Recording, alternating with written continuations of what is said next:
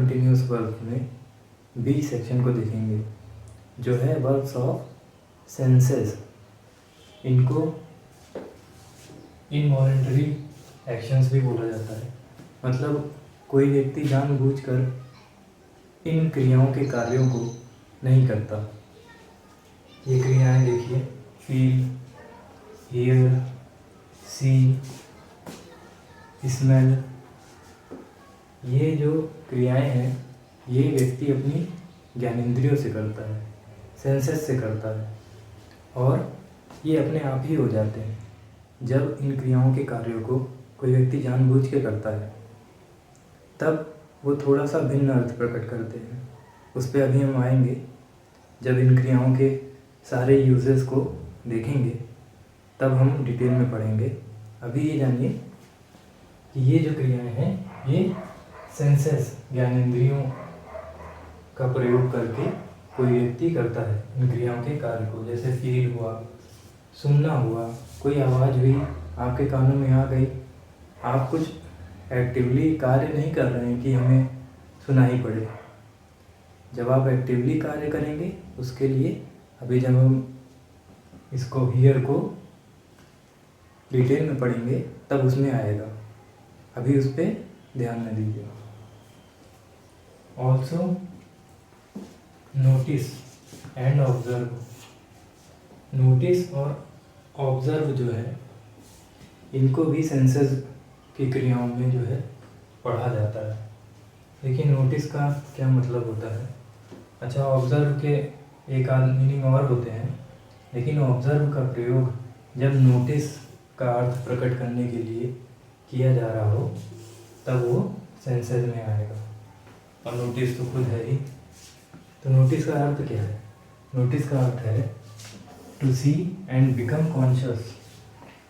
किसी चीज़ को देखना और कॉन्शियस हो जाना, सतर्क हो जाना। सी और लुक दोनों में बहुत बड़ा फ़र्क है। वही जो हम लोग पढ़ चुके हैं स्टेटिव एंड डायनेमिक का। सी जो है स्टेटिव वर्ब है और लुक डायनेमिक है। जब कोई व्यक्ति आपसे कहे कि ये देखो, ये इस लकीर को देखो, तब जब आप देखेंगे तो वो क्या हो जाएगा? लुक। और आप सामने खड़े हैं, आप किसी पर्टिकुलर चीज़ को पे ध्यान नहीं दे रहे हैं, बिना ध्यान दिए बस खाली अपनी आंखें खोले हुए हैं, जो भी चीज़ें आपको सामने दिख रही हैं वो आप देख रहे हैं, तो ये हो जाता है सी। ये क्या है? स्टेटिव है। आप एक्टिवली कुछ कर नहीं रहे हैं, बस आंखें खुली हुई हैं। और जब आप किसी चीज़ को देखने लगते हैं, किसी बिंदु को, किसी भी चीज़ को, तब आप क्या करते हैं? वो सी नहीं होता, वो लुक हो जाता है। ध्यानपूर्वक देखना हो जाता है। अब देखिए, feel, look, taste when used as link verb. Feel का प्रयोग वर्ब्स ऑफ सेंसेस में तो होता है इनवॉलंटरी एक्शन में, साथ ही साथ लिंक वर्ब के रूप में फील का प्रयोग करते हैं। तब भी जो है वो क्या होता है? स्टेटिव सेंस प्रकट करता है, मतलब डायनामिक नहीं होता, तो उसको भी जो है उसका कंटिन्यूस नहीं बनता। देखिए, ज्ञानेंद्रियों का जब जानबूझकर प्रयोग किया जाए तो उसके लिए देखिए, गेज हो गया, लिसन हो गया, लुक एट हो गया। ऑब्जर्व की क्या मीनिंग है? वॉच के सेंस में। स्टेयर हो गया और वॉच हो गया। तो ये आप अपनी इंद्रियों का या ज्ञानेंद्रियों का, सेंसेस का वॉलंटरी यूज़ कर रहे हैं, जानबूझकर प्रयोग कर रहे हैं। इसका एग्जांपल देखिए, everybody was staring at the Kohinoor. Kohinoor हीरा है, उसको हर कोई एकदम घूरे जा रहा है, घूर के देख रहा है, बहुत एकदम टकटकी लगा के देखे जा रहा है। तो ये क्या हो गया? जानबूझकर वो लोग जो है अपनी आइज़ का, ज्ञानेंद्रियों का यूज़ कर रहे हैं। तो ये क्या हो जाएंगी? ये डायनामिक हो जाएगा, क्योंकि कोई तीसरा बंदा देख भी सकता है कि हाँ यार वो देखो टकटकी लगा के देख रहा है। तो ये हो जाता है डायनेमिक यूज़, और इसलिए इनका जो है कंटिन्यूअस सेंटेंस में इनका जो यूज़ है कंटिन्यूअस वर्ब्स का प्रयोग किया जा सकता है। मतलब इनके वर्ब्स जो होती हैं इनके कंटिन्यूअस फॉर्म को यूज़ किया जा सकता है। वही अभी सी हो गया, हियर हो गया, इन सब ये सब क्या होती हैं, ये इनवॉलेंटरी होती हैं। इनको करते वक्त कोई तीसरा बंदा देख नहीं सकता। अभी मैं कुछ देख रहा हूँ या सुन रहा हूँ तो कोई तीसरा बंदा मुझे देख के बता नहीं सकता कि हाँ वो सुन रहा है कि नहीं सुन रहा है। मान लीजिए कोई गाना चल रहा है, कान तो मेरे खुले हुए हैं, तीसरा बंदा अभी ये निश्चित नहीं कर सकता कि मैं सुन ही रहा हूँ कि किसी और कोई और चीज़ सोच रहा हूँ, कोई और काम कर रहा हूँ। मान लीजिए मैं लिख रहा हूँ, कान में आवाज़ तो आ रही है, तो ये हो जाता है हियर। लेकिन अभी मैं सारे काम छोड़ के और ईयरफोन लगा के बैठ जाऊँ, तब वो कहेगा कि हाँ ये बंदा जो है एकदम निश्चित है, वो देख के बता देगा कि लिसन कर रहा है, वो म्यूज़िक सुन रहा है, लिसनिंग टू म्यूज़िक। तो ऐसे होता है involuntary and voluntary, static and dynamic, ये अच्छे से समझ लीजिएगा। अब हम क्या करेंगे, जो सेंसेस वाली वर्ब्स थी उनका प्रैक्टिकल यूज़ देखेंगे। एक वर्ब को डिटेल में पढ़ेंगे, हर एक वर्ब को, फील हो गया, हियर हो गया, स्मेल हो गया, सबके यूज़ देखेंगे और उसके एग्जाम्पल्स के साथ। देखिए फील का पहला जो यूज़ है, जब फील के बाद एडजेक्टिव या नाउन कॉम्प्लीमेंट के प्रयोग द्वारा सब्जेक्ट के मतलब वाक्य के जो करता है उसके इमोशंस या फिजिकल और मेंटल सेंसेशंस संवेदना या अनुभूति, मतलब जो भी महसूस होता हो, चाहे वो फिजिकल हो जैसे कट गया तो ये फिजिकल है, या मेंटल कोई आपको फीलिंग आई, तो इन दोनों के लिए जब फील के बाद एडजेक्टिव या नाउन कॉम्प्लीमेंट का प्रयोग करके कर्ता के जो है इमोशन को, चाहे वो फिजिकल हो या मेंटल हो, प्रदर्शित किया जाता है, तो इस अर्थ में फील का प्रेजेंट इंडेफिनिट, प्रेजेंट कंटिन्यूअस, मतलब आईएनजी फॉर्म और सिंपल फॉर्म दोनों का प्रयोग कर सकते हैं। देखिए संवेदनाएं का एग्जांपल मैंने यहाँ पे लिखा है, मेंटल और फिजिकल सेंसेशंस का, angry, pleased, happy, sad, hot, cold, tense, relaxed, nervous, confident, ये सारे किसके एग्जांपल हैं, फिजिकल और मेंटल सेंसेशंस के या इमोशंस के ऑफ द सब्जेक्ट।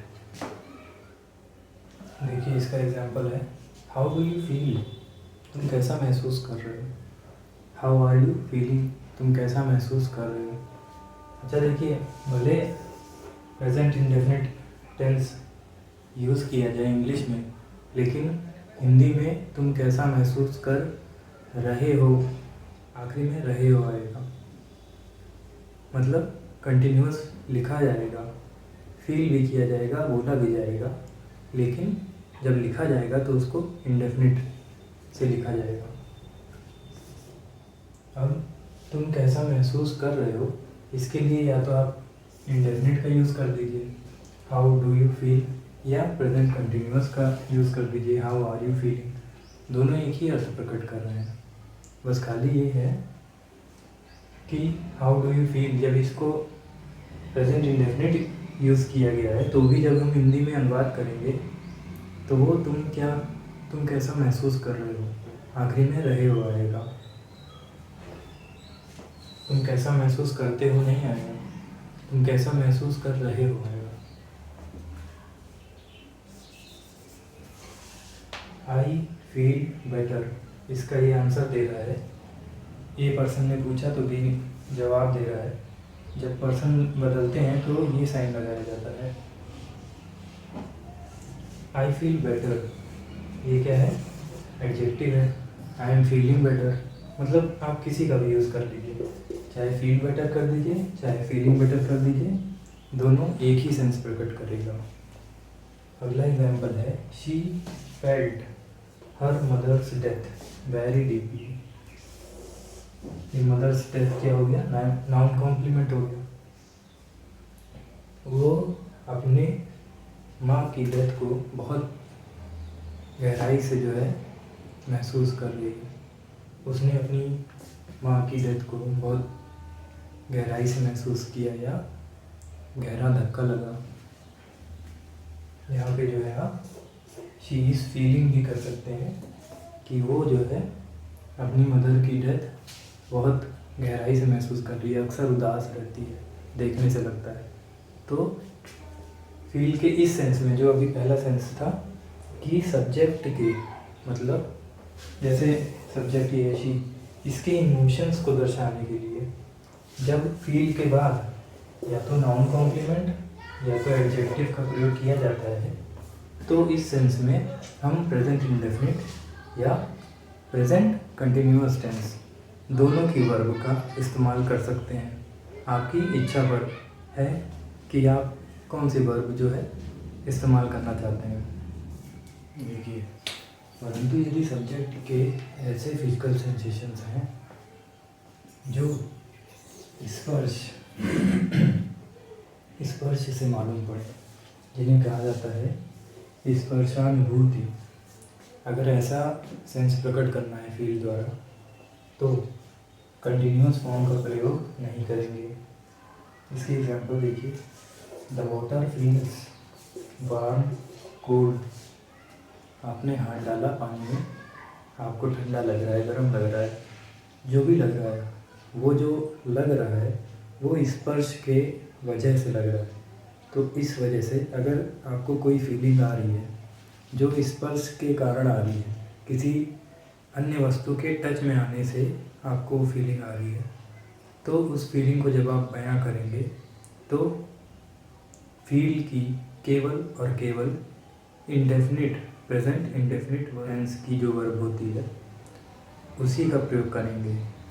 मतलब फील की कंटिन्यूअस फॉर्म का यूज़ नहीं किया जाएगा। इसका दूसरा एग्जांपल है, don't you feel the house shaking. मतलब भूकंप आ रहा है कहीं पे, तो कोई इंसान दूसरे से पूछ रहा है कि तुम्हें नहीं महसूस हो रहा है घर हिल रहा है। तो हिंदी में तो रहा ही रहेगा, लेकिन इंग्लिश में जब लिखेंगे या बोलेंगे तो केवल प्रेजेंट इंडेफिनिट टेंस का यूज़ करेंगे। अभी हम लोगों ने जो देखा था कि अगर आपको कोई चीज़ फील हो रही है बाई टच, तो उसके लिए फील की कंटिन्यूअस फॉर्म का यूज़ नहीं करेंगे, सिर्फ प्रेजेंट इंडेफिनिट टेंस का यूज़ किया जाएगा उसके लिए। तो इसी सेंस में प्रेजेंट इंडेफिनिट की जगह आप मॉडल ऑक्सिलरी जो है कैन, कुड, मे, माइट, इन सब का भी प्रयोग कर सकते हैं, और ये भी जो है कंटिन्यूअस सेंस प्रकट करेगा। रहेगा जो है इंडेफिनिट या मॉडल ऑक्सिलरी में, लेकिन सेंस जो है वो प्रेजेंट कंटिन्यूअस का प्रकट करेगा। आई कैन फील समथिंग बाइटिंग, मतलब कोई कीड़ा है आपको काट रहा है, तो आई एम फीलिंग नहीं कहेंगे, I feel something biting me या I can feel something biting me. ये है। दूसरा एग्जांपल है, do you feel the tension in this room. अब इसमें देखिए कोई ऐसी बात नहीं बताई जा रही है जो आपको बाई टच फील हुई, ये टेंशन की बात हो रही है कि हाँ रूम में मान लीजिए सब लोग उदास हैं, तो रूम के सारे लोग उदास हैं तो टेंशन हो जाती है। तो कोई इंसान दूसरे से पूछ रहा है, क्या तुम्हें टेंशन महसूस हो रही है, do you feel the tension in this room. इस सेंस के लिए भी कैन का यूज़ किया जा सकता है, can you feel the tension in this room. अब यहाँ पे बाई टच वाली फीलिंग तो बताना है नहीं, तो आप चाहे प्रेजेंट इंडेफिनिट का यूज़ कीजिए या आर यू फीलिंग, मतलब प्रेजेंट इंडेफिनिट और प्रेजेंट कंटिन्यूअस किसी का भी यूज़ कर दीजिए, क्योंकि बाई टच वाली फीलिंग तो आपको बताना है नहीं। और साथ ही साथ कैन का यूज़ किया जा सकता है, कैन का यूज़ बाई टच वाले में भी, और उसके अलावा जो इमोशंस दिखाने होते हैं सब्जेक्ट के, उनके लिए भी कैन, मे, माइट, इनमें से किसी का भी यूज़ किया जा सकता है। देखिए, फील का दूसरा यूज़ है touch something to learn about it और एक्सपीरियंस इट, मतलब किसी चीज़ को छू के कुछ मालूम करना या अनुभव करना, मतलब आप जानबूझ के कोई कार्य कर रहे हैं। वॉलेंटरी यूज़ है तो यहाँ पे can be used in continuous tense, continuous में यूज़ किया जा सकेगा। जैसे डॉक्टर लफ्ज़ देखते हैं पकड़ के, तो ये एग्जांपल देखिए, the doctor is feeling her pulse, he is feeling for the key hole in the dark, अंधेरा हो गया था तो चाबी का जो छेद होता है उसको जो है ढूंढ रहा था, आग बंद करके फील कर रहा था कि कहाँ है। He is feeling in his pocket for some money, जेब में लोग हाथ डालते हैं पैसे वगैरह लेने के लिए, जैसे कोई डाला हाथ देख रहा है कि यार पैसा है कि नहीं है, तो वही एग्जाम्पल है। तो ऐसा अगर आप यूज़ कर रहे हैं या अर्थ प्रकट करना चाह रहे हैं फील क्रिया के द्वारा, तो आईएनजी फॉर्म का यूज़ किया जा सकेगा इस सेंस में। अगला यूज़ है फील का, टू थिंक और believe that something is the case. अच्छा, ये इज़ द केस का मतलब होता है ट्रू, ये कई जगह आपको मिलेगा। इज़ दिस द केस, क्या ये सच है? तो द केस का मतलब होता है ट्रू, सच।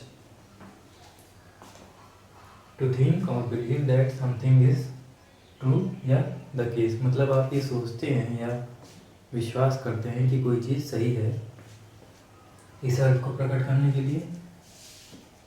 और to have a particular opinion, या अपना जो है अपनी राय बता रहे हैं, या अपना एटीट्यूड, आपका जो दृष्टिकोण है वो जो है आप किसी सामने वाले को बता रहे हैं। तो ऐसे केस में फील का जो है केवल प्रेजेंट इंडेफिनिट यूज़ होता है। आई एम फीलिंग श्योर, ये गलत है, आई फील श्योर होगा। यू आर राइट, मुझे ये ऐसा लगता है या ऐसा लग रहा है कि तुम सही हो। I feel it advisable to do nothing, मुझे ऐसा महसूस हो रहा है या लग रहा है कि कुछ ना करना ही बेहतर होगा। आई फील, अब यहाँ पे आई एम फीलिंग नहीं करेंगे, मतलब ये एक इंटरनल फीलिंग होती है जो सामने वाला देख नहीं सकता, आप ही बता रहे हैं। सेंस वही है शुरुआत में जो हम लोग पढ़े थे, स्टेटिव, डायनेमिक, इन दो में आप फ़र्क याद रखिए, आपको कभी कोई दिक्कत नहीं होगी। अगर डायनेमिक सेंस प्रकट कर रहा है तो कंटिन्यूअस फॉर्म का यूज़ किया जा सकता है। कंटिन्यूअस का ही करेंगे ऐसा नहीं है, कंटिन्यूअस का भी किया जा सकता है। और अगर स्टेटिव है तो कंटिन्यूअस का यूज़ नहीं करेंगे, इंडेफिनिट का ही यूज़ करेंगे कंटिन्यूअस के स्थान पर। इस चीज़ को आप ध्यान में रखिएगा। फील का अगला यूज़ है, feel can be followed by like, feel के बाद लाइक का यूज़ किया जा सकता है। एज इफ का भी और एज दो का भी। एज इफ और एज दो का भी हम थोड़ा बाद में जो है देखेंगे। अभी देखिए लाइक का एग्जांपल देखते हैं। इट फील्स लाइक रेन, मतलब ऐसा लग रहा है जैसे बारिश होने वाली है। तो जब लाइक, एज इफ, एज दो का प्रयोग करते हैं तो ऐसे सेंस में फील का कंटिन्यूअस यूज़ नहीं होता है। ये जो सेंटेंस है इसी का देखिए मतलब मैंने लिखा है यहाँ पे, it seems likely to rain या it seems like it is going to rain, मतलब बारिश होने ही वाली है, ऐसा फील हो रहा हो किसी को तो वो ये बोलेगा it feels like rain. It is feeling नहीं बोलेगा, इट फील्स। देखिए, फील के बाद एज इफ या एज दो का प्रयोग करने से पहले एज इफ और एज दो के एक एक एग्जाम्पल देख लेते हैं। इट लुक्स एज इफ या as though it is going to rain, ऐसा लग रहा है कि बारिश होने वाली है।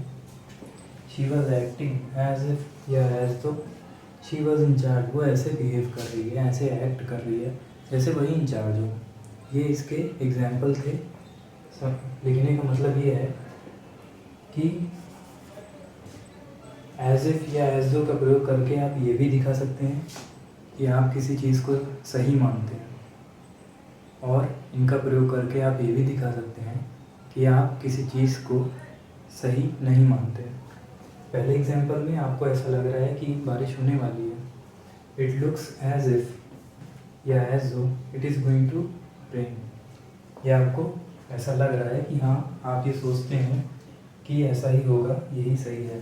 दूसरे एग्जाम्पल में क्या है, she was acting as if या as though she was in charge. आप ये जानते हैं कि वो इंचार्ज नहीं है, मतलब आप ये जानते हैं कि बात गलत है, फिर भी आप कह रहे हैं एज इफ या एज दो का प्रयोग करके कि वो ऐसे बिहेव कर रही है जैसे कि वही इंचार्ज हो। अब जो है एज इफ और एज दो के यूज़ को देखते हैं फील के सेंटेंस में, फील वर्ब का यूज़ करके। ही फील्स लाइक या एज इफ या एज दो he has run a marathon, उसे ऐसा लग रहा था जैसे वो मैराथन दौड़ा हो। एज इफ एज दो या लाइक तीनों एक ही अर्थ प्रकट करते हैं, जैसे मानो कि। तो उसे ऐसा लग रहा था जैसे मानो कि वो मैराथन दौड़ के आया हो। अब देखिए, फील के साथ लाइक का जो यूज़ होता है उसके कुछ और भी अर्थ होते हैं, उसको भी देख लेते हैं। देखिए, पहला एग्जाम्पल क्या है, आई फील लाइक या as if I am swimming, मुझे ऐसा लग रहा है कि मैं तैर रहा हूँ, पानी में है कोई। और ऐसा होता है ना, आप अगर स्विमिंग वगैरह करते होंगे तो जानते होंगे कि बिना तैरे भी पानी के ऊपर ऐसे फ्लोट किया जा सकता है। तो उसी सेंस में बोला है I feel like I am swimming. अब इसी को आई फील लाइक स्विमिंग, अगर ये इसने बोला आई feel like I am swimming, मुझे ऐसा लग रहा है कि जैसे मैं तैर रहा हूँ, कि जैसे का अर्थ प्रकट कर रहा है यहाँ पे लाइन। यहाँ पे आई फील लाइक स्विमिंग, ये एक जो फॉर्मेट है इसका मतलब होता है यहाँ पे फील के बाद लाइक का इस तरह का अगर यूज़ किया गया है कि उसके बाद जो है नाउन का प्रयोग कर दिया गया है, तो जो है वो अर्थ प्रकट करता है वांट का या वुड लाइक का, मतलब मैं चाहता हूँ या मैं पसंद करता हूँ। आई फील लाइक स्वीट्स, आई फील लाइक बिस्किट्स, आई फील लाइक स्विमिंग, तो ये मतलब पसंदगी दिखा रहा है। या आप कोई चीज़ चाहते हैं करना तो उसके सेंस को प्रकट करने के लिए आई फील के बाद लाइक लगा के उसके बाद नाउन का प्रयोग कर दिया जाता है। अब हम लोग अपने अगले शब्द पे जाते हैं, दैट इज लुक। लुक का प्रयोग एज अ लिंक वर्ब जब किया जाता है, इसका मतलब होता है सीन, प्रतीत होना, अपीयर, कोई चीज़ लगना या प्रकट होना या दिखना, अपीयर। इसके एग्जाम्पल्स हैं दैट केक लुक्स गुड, वो जो केक है वो बढ़िया दिख रहा है। You look angry, what is the matter, तुम गुस्से में लग रहे हो, क्या बात है। दैट बुक लुक्स इंटरेस्टिंग, ये रोचक किताब लग रही है। इसी को ऐसे भी लिख सकते हैं that looks an interesting book. यही बुक को उठा के इधर ले आए हैं, तो एन इंटरेस्टिंग बुक्स कर दी हैं, सॉरी बुक हो गए हैं। अब इसमें देखिए, ये जो है जब ये सेंस देते हैं सीम या ईयर, प्रतीत होना, तो इनका कंटिन्यूअस नहीं बनता। कोई भी चीज़ जो आपको देखने से लगे कि आप उसके बारे में कुछ कह सकें, तो लुक का प्रयोग करके कहा जा सकता है। लुक का प्रयोग जैसे आँखों से आपने किसी चीज़ को देखा उसी के लिए होता है। सीम का दायरा थोड़ा बढ़ जाता है, उसमें आप अपने सेंसेस का इस्तेमाल करके भी कुछ आपको प्रतीत हो रहा है, लग रहा है, तो उसके बारे में बताते हैं। लुक केवल दृष्टि से, जो आप अपनी आँखों से देखते हैं उसके हिसाब से जब आप किसी चीज़ को बताते हैं, तो वहाँ पे लुक क्रिया का प्रयोग करते हैं। और ये लिंक वर्ब के रूप में जब यूज़ होती है, तो जो है इसका कंटिन्यूअस नहीं बनता। अब इसी में एक चीज़ और है, अगर आप सब्जेक्ट की किसी ऐसी खूबी को बता रहे हैं जो टेम्परेरी है, जैसे इसमें एक एग्जांपल है, देखिए, यू लुक एंग्री, तुम गुस्से में लग रहे हो। अब ये हमेशा ही गुस्से में नहीं रहेगा वो आदमी, तो ये टेम्परेरी एक्शन है। इसके लिए देखिए, कोई तीसरा बंदा देख के बता सकता है अरे यार ये गुस्से में लग रहा है, तो वो टेम्परेरी एक्शन है, क्योंकि वो बदल भी जाएगा। दैट केक लुक्स गुड, वो केक जो है अच्छा लग रहा है, ये टेम्परेरी एक्शन नहीं है, वो थोड़ी देर बाद बदसूरत नहीं लगने लगेगा, वो खूबसूरत ही लगेगा, अच्छा ही लगेगा। यू लुक एंग्री जो है ये टेम्परेरी एक्शन है, तो इसके लिए थोड़े समय के लिए कोई कार्य हो रहा है, इस वजह से इसका जो है कंटिन्यूअस टेंस भी यूज़ किया जा सकता है। तो यहाँ पे यू आर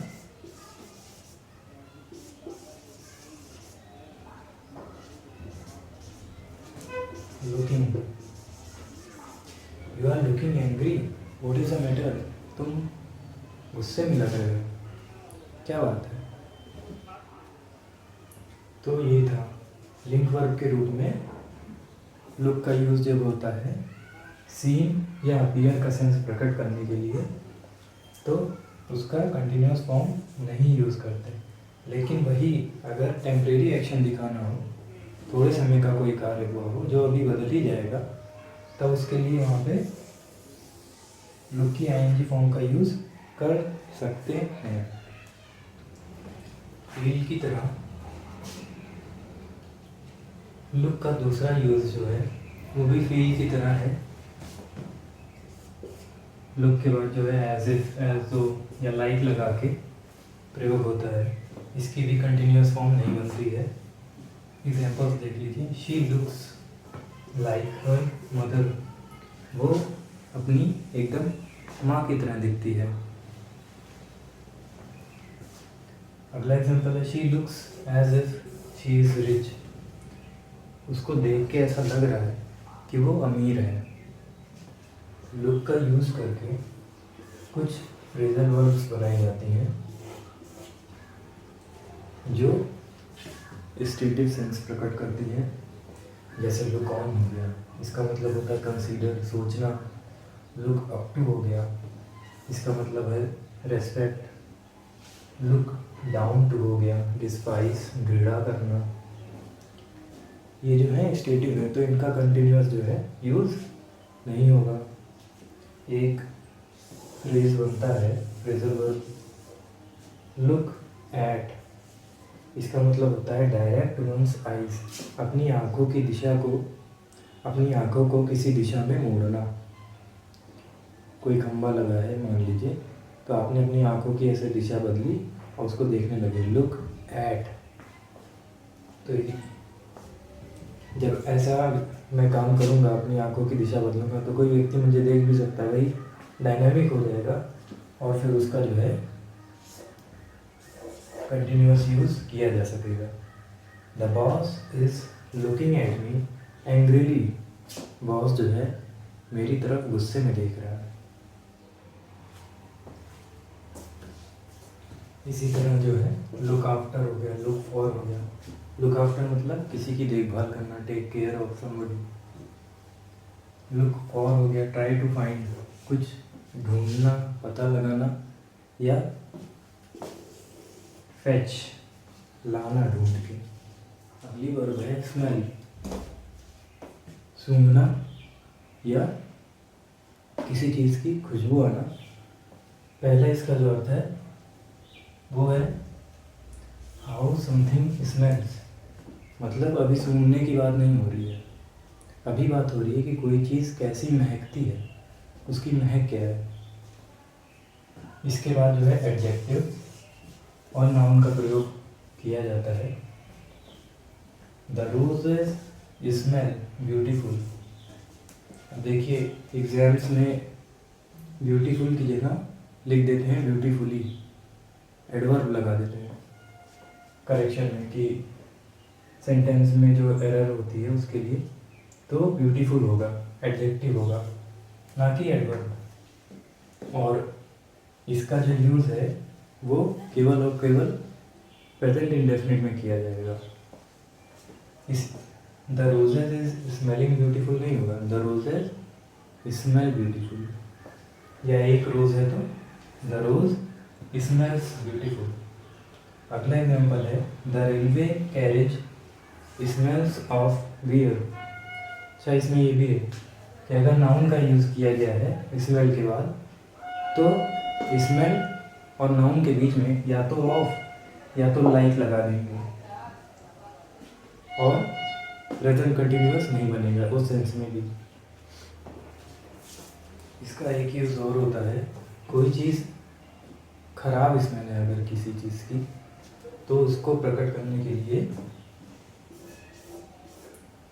स्मेल वर्ब का यूज़ करते हैं। देखिए दैट डॉग स्मेल्स, वो जो कुत्ता है वो बदबू मारता है, खराब महक उससे आती है। तो स्मेल का यूज़ इस तरह भी करते हैं। अगला जो यूज़ है इसका विद एन ऑब्जेक्ट। ऑब्जेक्ट क्या होता है आप पुराने वीडियोस में अच्छे से देख लीजिए, ये तो आपको एकदम रटा ही होना चाहिए। ऑब्जेक्ट, कॉम्प्लीमेंट, ये सब होते क्या हैं। To say what we perceive with our noses. Perceive मतलब होता है जानना या पता लगना, पता चलना कोई चीज़। तो अपनी नाक का प्रयोग करके जब हमें कोई चीज़ पता चलती है, तो इस अर्थ को प्रकट करने के लिए हम जो है स्मेल का यूज़ करते हैं। एग्जाम्पल है आई स्मेल गैस। आप कमरे में घुसे, आपको लगा कि लीक कर रहा है सिलेंडर, तो आप बोलेंगे आई स्मेल गैस। या इसकी जगह पे कैन का यूज़ कर सकते हैं।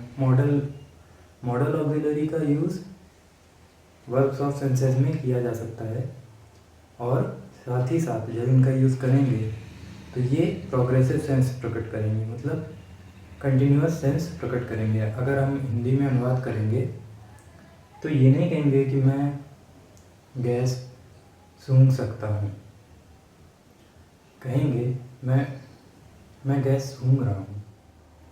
अगर सिचुएशन बदलती है, कोई सामने वाला आपसे पूछता है क्या तुम गैस सूंघ सकते हो, तब आप जब कहेंगे कि yes I can smell the gas, वो अर्थ अलग प्रकट करेगा। यहाँ पे जो बात हो रही है ये प्रोग्रेसिव सेंस प्रकट करने के लिए हो रही है, मॉडल ऑक्सिलरी का यूज़ करके। अगला जो यूज़ है इसका to find out something using our noses, या एक शब्द में अगर कहें तो इन्वेस्टिगेट, अपनी नाक का इस्तेमाल करके कुछ जांचना, परखना या पता लगाना। I am smelling the milk to see if it is still okay. दूध है, आप ऐसे नाक लगा के उसको सूंघ के जानने की कोशिश कर रहे हैं कहीं फट तो नहीं गया, अभी भी सही है कि नहीं।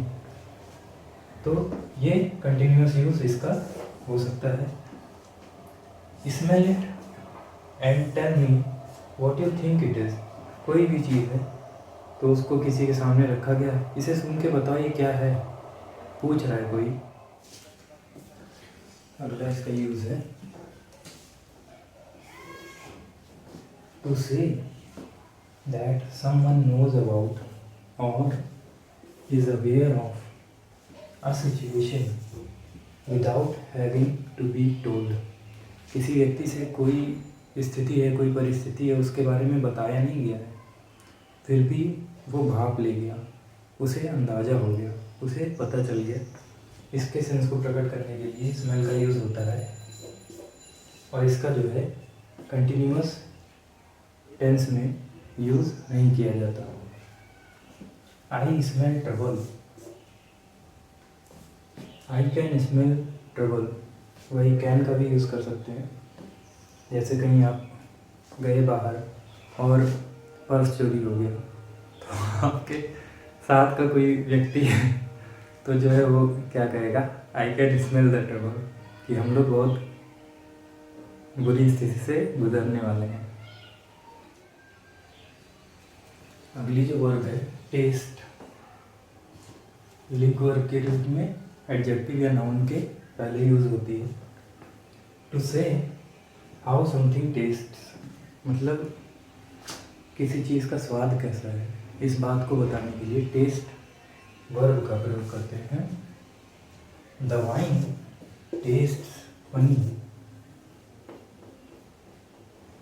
वाइन जो है मस्त, अच्छा, कुछ ऐसा जो मतलब अच्छा लगे आपको, फनी या एकदम मज़ेदार, जिसमें आपको मज़ा आए, ऐसा टेस्ट कर रही है। आइसक्रीम टेस्ट ऑफ मिंट, अच्छा वही एडजेक्टिव है तो उसके पहले कोई डायरेक्ट लगाएंगे, लेकिन नाउन का अगर यूज़ करेंगे तो वही है ऑफ या लाइक का यूज़ करने के बाद करेंगे।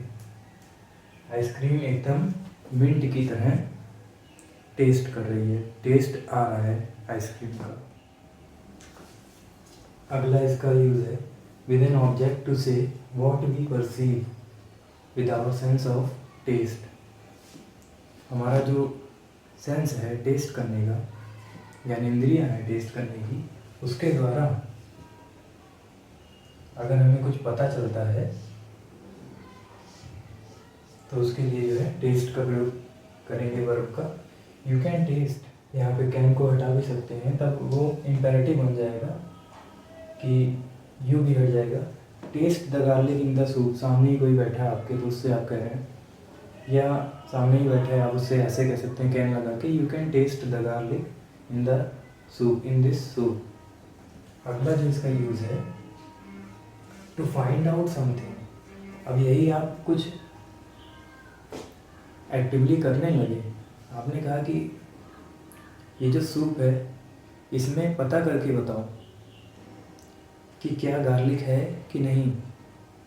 पहले एग्जांपल में क्या था, आप पी रहे हैं, सामने वाला कह रहा है you can taste the garlic, मतलब आप जानबूझ के गार्लिक को टेस्ट करने के लिए ही वो आपका एक्शन नहीं था, आप सूप पी रहे थे, गार्लिक का टेस्ट अपने आप आ रहा था।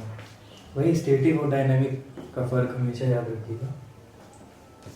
टू फाइंड आउट समथिंग, इसमें प्रोग्रेसिव जो है किया जा सकेगा, मतलब आप देखिए इसका example, I am tasting the milk to see if it is still okay. अभी हम लोग उसमें जो है स्मेल में देख रहे थे कि दूध को सूंघ के ये जो है क्या हो जा रहा था, वॉलेंटरी एक्शन हो जा रहा था। अभी हम लोग स्मेल में देख रहे थे वो क्या था, वॉलेंटरी एक्शन हो जा रहा था। जानबूझ के अगर आप कोई काम करेंगे तो वो जो है उसका प्रोग्रेसिव या कंटिन्यूअस फॉर्म यूज़ किया जा सकेगा। I am tasting the milk to see if it is still okay, क्या ये अभी तक सही है, इसको देखने के लिए लाओ मैं ज़रा सा टेस्ट करके देखता हूँ दूध को। अगला जो वर्ड है that is see, perceive with eyes, अपनी आँखों से या आँखों के द्वारा किसी को कुछ दिखना, पता चलना कि हाँ यहाँ पे मोबाइल रखा हुआ है, यहाँ पे किताबें रखी हुई हैं, तो ये पता चल रहा है। तो इस सेंस में प्रोग्रेसिव का यूज़ नहीं करेंगे। एग्जाम्पल है do you see the woman blue over there, क्या तुम्हें वो औरत दिख रही है नीले कपड़ों वाली, वहाँ पे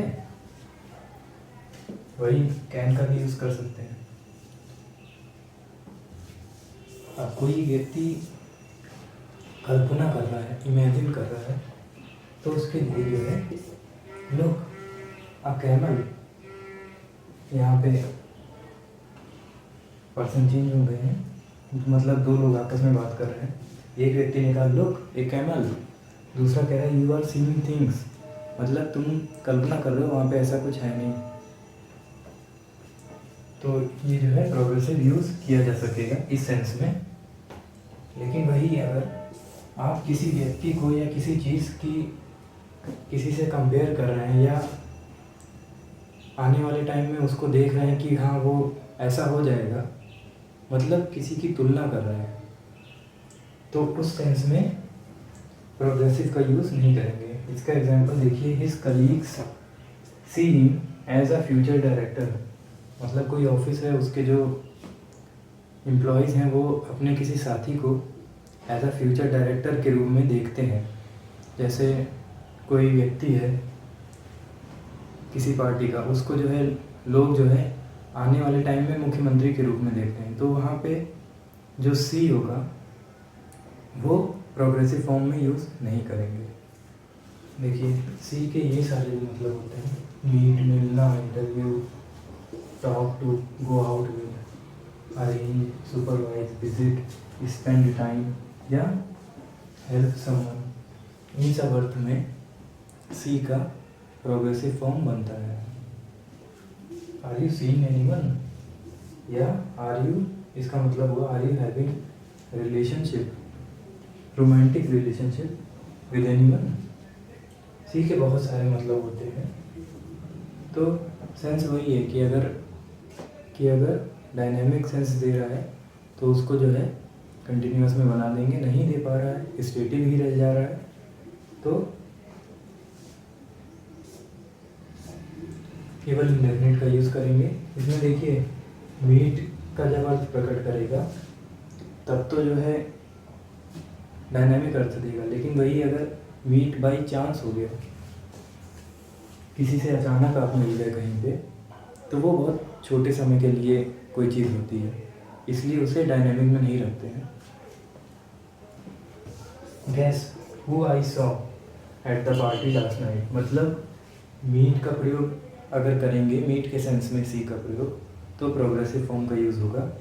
लेकिन वही अगर मीट बाई चांस हो गया है तो केवल प्रेजेंट इंडेफिनिट टेंस का यूज़ करेंगे।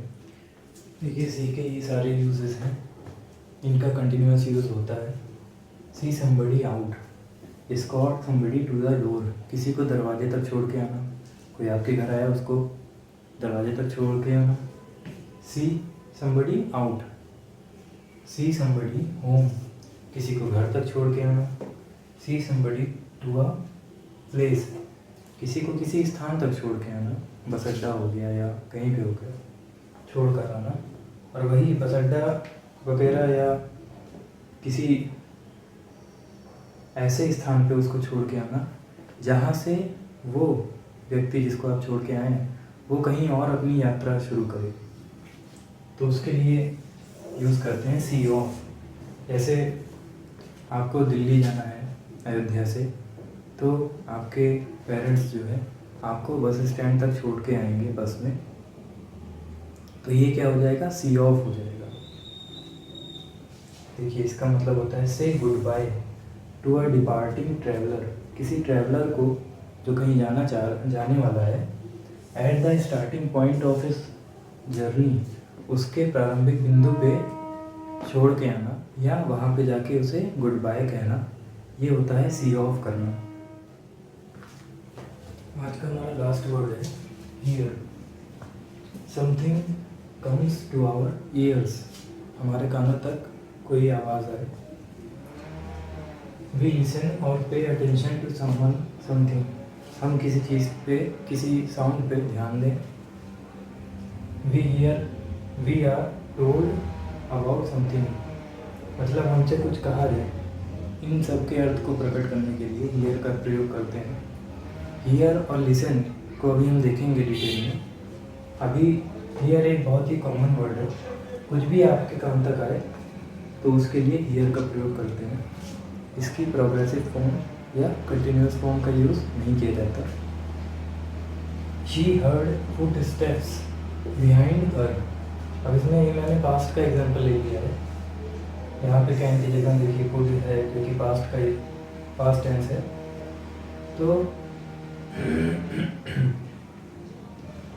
इसमें जो है कंटिन्यूअस फॉर्म का यूज़ नहीं होगा। हियर और लिसन में डिफरेंस देखिए।